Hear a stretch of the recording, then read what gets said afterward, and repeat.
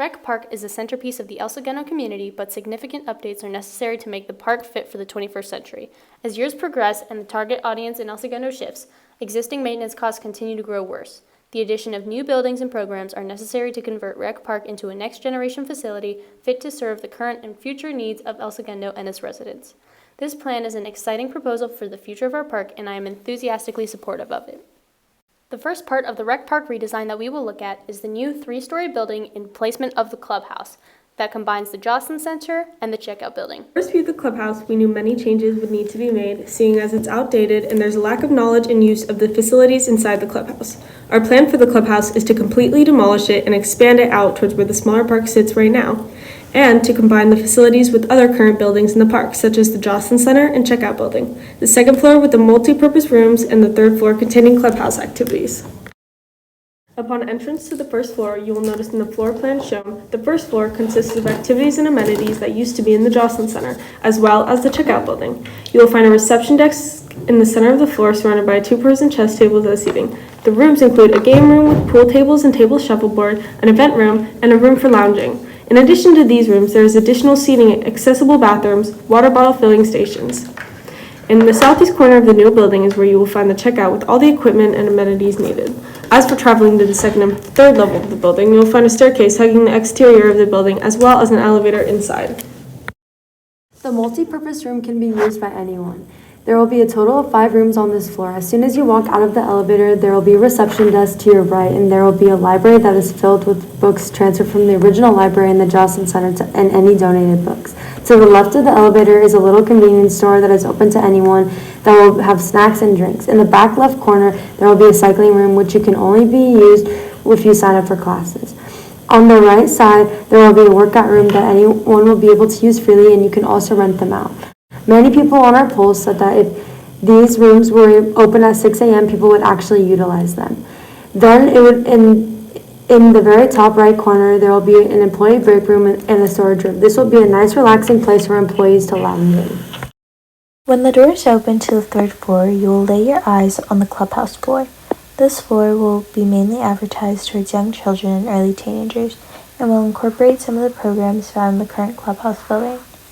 You will find a kitchen which can be used for classes or for caterers for any events located in this event room, which you can also see in the layout. There will also be an arts and craft room as well as a sewing room to allow people to express their creativity in different forms. Also on this floor, there will be office and storage space, bathrooms, a water bottle filling station, as well as access to the outdoor stairs and the elevator, all surrounding the reception desk shown in the center of the floor. When trying to figure out where to relocate the community garden, we came up with the idea to put it on the rooftop of the new building. And when we asked the residents of El Segundo in our poll, 62.1% agreed with this idea. So, the rooftop will have the community garden as well as some telescopes for our new astronomy class that you can sign up for. There will be outdoor seating that will be available to rent out or just to hang out.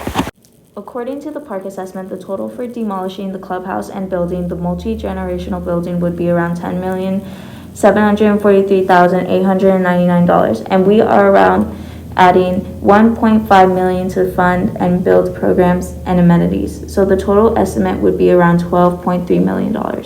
Next, we will look at the baseball and softball fields along with the Jocelyn Center, lawn bowling area, and horseshoe. A big part of the section of our park is the baseball and softball fields as well as their facilities. A large demand for our project is to lower the water use, so we want to replace the grass in the fields with synthetic grass. The scoreboard on both of these fields are small and very old. We want to replace them with bigger and better colored scoreboards. From our polls, we concluded that we should make the snack stand more welcoming by expanding the food options inside and allowing a QR code, which can be put around the bleachers and on the buildings. The snack stand is a fairly good size, but it's not big enough to include more bathrooms. We want to take out each wall by a couple inches to expand the building to allow more room for these renovations. For all of the changes listed above, the total should be around $2,004,000. In our poll, we have evidence that 52% of people believe that we should leave the elevators as is, just clean it up and replace some things such as the roof, support beams, and light fixtures. This will make the elevator more welcoming and less creepy.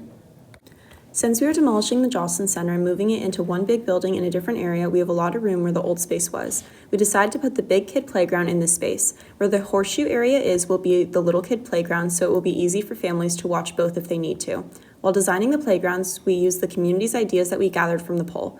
For the most part, the objects in the two playgrounds will be the same, just changed slightly to fit the age difference. Here's a list of playground additions that the community mentioned that they wanted. More swings and more things to climb on, such as this structure. They also mentioned a circle swing like the one at Hilltop, a zip line, and built-in games such as tic-tac-toe. Softer ground and wheelchair accessibility is also highly recommended, as well as a seesaw and sensory equipment that will help enhance fine and gross motor skills. Another big part that needs to be added are shade structures, benches, and picnic tables. There are so many different things that can be added to these playgrounds which allow for plenty of creative freedom. We think that for the layout, the playground should be around here with some benches around it that are closer to the hillside. On the other side of the playground will be more tables, some of which will be covered by the memorial tree. To the side of that will be the splash pad. This will draw a lot of attention to our park, and there are also other parks nearby that already have a splash pad. They are very popular and super fun. The total cost for both playgrounds will be around $1.8 million. This committee was designated the area of the sports courts, teen center, and checkout building. That is the area above that is outlined in red. To begin our plans on what to do with this area, our committee set out to ask the public what they wanted to see at Rec Park and if they liked our ideas. We asked them questions related to the amount of tennis courts, maintenance of the courts, whether there should be a dog park, and the removal of buildings in the area. We then applied these results to our plans, which the public very much supported in our second poll seen above, with questions that confirmed the public's opinion on what we wanted to do. To begin our plans, we decided it was best to remove the checkout building and move it to the new multi-story building that will be built in the location of the clubhouse. Also demolished the three northernmost tennis courts and the westernmost tennis court. In place of the checkout building and the northernmost tennis courts, our committee plans to create two concrete tennis courts that are conjoined together, separated by stadium-style seating in the middle. Additionally, the middle seating will be for 100 people, 50 on each side, and these tennis courts can be used by the school for their teams, for tournaments, or for family fun. The tennis courts will be surrounded by new steel fences that will provide a sportful ambience. In place of where a part of the checkout building was in the westernmost tennis court, our committee plans to place a dog park. To do so, the lawn bowling area will be removed by demolition, flattened out, and grass will be placed all over the area. The area will be landscaped with beautiful dirt paths in which visitors can place their dogs and enjoy the scenery. The area will have plenty of beautiful trees and plants that visitors and their dogs can look at about as they relax in the park. Our committee plans to add trash cans with complimentary poop bags to promote a clean environment for our visitors. Our committee also plans to place water fountains that allow for visitors to stay hydrated and fill their water bottles. These water fountains, represented by the orange dots above, will be found all around the park near prominent locations such as the fields, sports courts, and new buildings. The racquetball building and the handball courts will both be demolished. The space that holds the racquetball building will be added to the tennis court that already exists next to it. Meanwhile, the handball courts will be converted into additional basketball court, as the poll says. The basketball court will be made out of concrete, as the other one is. Both basketball courts will be freshly paved and have unique El Segundo logos in the center. Each court will also have modern, new baskets with single rims and heavy-duty plastic backboards. The three tennis courts that were not demolished will be repaved and repurposed into multi-purpose courts, available for either tennis or pickleball use, and we plan to buy new nets for each court. To preserve the courts and maintain the pavement, each court will have an awning to provide shade and allow for increased comfort when playing. Our committee also plans to build a new restroom and locker room area to the east of the new tennis courts. The restroom building will be completely new with new toilets, sinks, paper towel dispensers, etc., in each bathroom having 4 stalls with 2 full showers. Each bathroom will also have a set of lockers for visitors to use when visiting the sports courts or the park in general. Lastly, our committee was in charge of the teen center. We plan to change the orientation of the basketball court so that the hoops are north to south rather than the previous west to east. This allows for more space to be given to the skate park, which is what the teen center is most well known for. We also plan to change up the previous design of the skate park to this new concept presented. The new skate park will have more attractions for visitors, such as a skate bowl and better railings. For the exterior of the teen center, our committee suggests completely repainting the exterior white. For the interior, we plan on a complete renovation. The interior will be painted black and other dark colors and then outfitted with neon lighting. The teen center will be outfitted with new tables, foosball tables, arcade games, new TVs, and couches. The whole facility will have Wi-Fi, and each TV will be connected to both cable and streaming services. The food and drink bar will be renovated into an actual snack area where teens can buy food and drinks while visiting. The bathrooms will also be renovated with new toilets, sinks, paper towel dispensers, etc. This concludes the plans for the renovations of the teen center, the sports courts, and the checkout building for a total estimated cost of $3.3 million. The area we are in charge of renovating in Rec Park is the George Brett Field and the area surrounding it. To start, the northeast parking lot is in pretty good shape. We would like to see some landscaping on the area that is currently dirt. Dry landscaping or plants would brighten up the area and make it look nicer. Next, the field is in pretty good shape. We would like to replace the fencing because it currently looks outdated and old. For the fence that is behind the bleachers, we would like to replace it with a brick wall that could be painted on. A mural would bring the community together. ESUSD students would be able to collaborate, design, and paint a mural on this wall. For the gazebo and picnic tables, we would like to leave the gazebo as is. However, updating the lighting would make the area more comfortable in the evening so that everything is more visible. The tables do not need to be replaced, however, fixing up the cracks and damage on them would give them a newer, refurbished look. The announcer's booth should not be demolished, but should be remodeled. Replacing the roof, door, and water fountain would be great upgrades. Updating the speakers for the announcers is a much-needed upgrade since they are not very good currently. One area in particular that stood out to us that needed help was the restrooms. Everyone has agreed that the restrooms are a big part of the project that need to be renovated. The bathroom's exterior has old doors, an old water fountain, the roof is outdated, and also we need a new ADE, a more accessible one. The interior part of the restrooms, we wanted to go with a water conserving / saving design, so waterless urinals, water conserving handles, and modern sinks with water conserving faucets. We need baby changing tables, all handicap requirements, sharps containers, Dyson hand dryers, Ecolab soap dispensers, and of course we need to have safety regulations such as ADA compliances. We also need new stalls, mirrors, and toilet paper holders.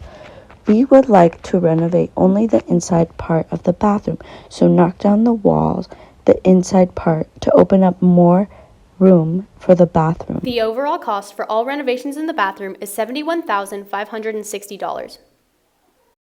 Another part of the area that we thought needed some renovations was the surrounding part of the baseball field. Since the bleachers have years of wear on it, it looks like now would be a good time to replace them. In replacement of those long, ugly metal-looking benches, we have the thought of putting in stadium-style seating. The estimated cost for this improvement would be around $31,000. During our Vice President's meeting with the city officials, the city manager was strongly in favor of synthetic grass, specifically synthetic grass which can be played on year-round as opposed to only 9 months. We decided on using synthetic grass as opposed to keeping or improving the regular grass due to cost, as with the regular grass, the city has to replace the piping under the fields every few years, which costs money, as opposed to if we only did it once with synthetic grass. One thing our vice president noted was that the city manager preferred synthetic grass without the rubber pellets, as they can become a liability to the city for many reasons. The overall cost for the synthetic turf on the George Brett Field will be $1,369,605. Finally, we will look at the picnic areas and the grills. We ran a poll and people want the mural to be replaced or a new one be painted. A majority of people would prefer if the grills appeared more clean and use them more if they were cleaner.